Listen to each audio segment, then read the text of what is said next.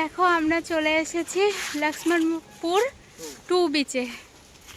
এই যে পুরো আর সামনের দিকে হেঁটে যেতে হবে, মাঝখানে রাস্তা, দুই পাশে গাছ। এখানে যে কোনো বিচে যাওয়ায় এত সুন্দর আর এতটা ন্যাচারাল পরিবেশ, খুব সুন্দর লাগছে। পুরো মনে হচ্ছে মনোরম দৃশ্য।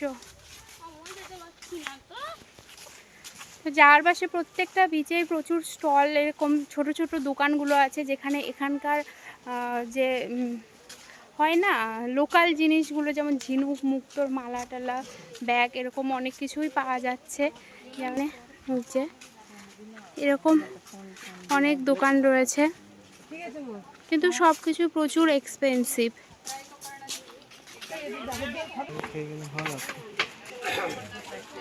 এখন খাবো ডাবের জল। চলো বিচে ঘুরতে খাওয়া তো বানতা হয়, নয়তো এই প্রখর রৌদ্র তাপে চলা যাবে না। এতটাই রৌদ্র তেজ যে কি বলবো। পুরো আমাদের উইন্টার সিজন থেকে সামার সিজনে মনে হচ্ছে এখানে কাটিয়ে তারপর আমাদের উইন্টার সিজন যখন শেষ হয়ে যাবে তখন ওখানে যাই। আর এখানে ডাবগুলো এতটাই বড় বড়, পুরো এক ভর্তি একদম জল, পেট পুরো। দেখো কতটা বড় ডাবটা, পুরো ভর্তি। আর জলটা খুব মিষ্টিও হয় খেতে। এই দেখো কত কত ডাব নিচে।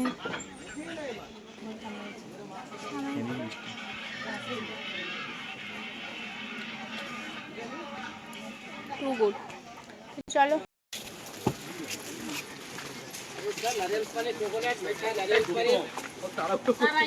কোথায় যাচ্ছ? হ্যাঁ শুনছো? কোথায় যাচ্ছ?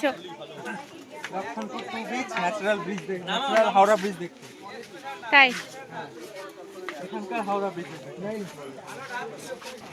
দেখো এখানে পুরো ডেথ কোরালগুলো, মৃত কোরালগুলো পুরো একদম ভরে আছে। এই যে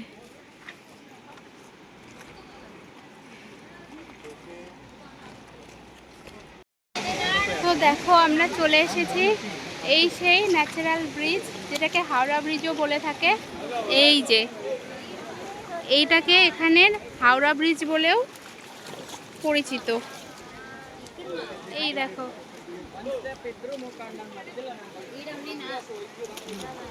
সব এখানে ছবি তুলছে।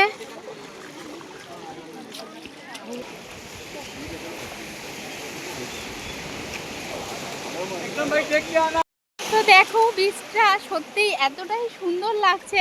পুরো এই যে জলের উপর দিয়ে হেঁটে হেঁটে যেতে হচ্ছে, অন্য রাস্তা নেই, কারণ পুরো পাথর, এগুলো মৃত কোরালগুলো এরকম আছে। তো এই জলের উপর দিয়ে যাওয়া অনেক বেটার।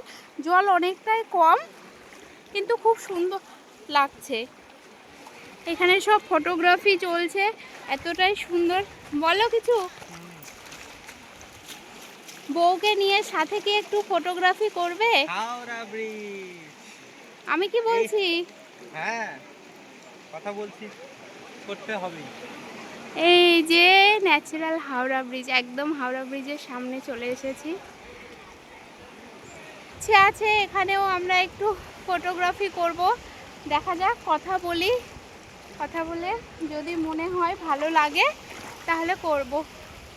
তো দেখো কি দারুণ দারুণ লাগছে, দারুণ, ফুল এনজয়।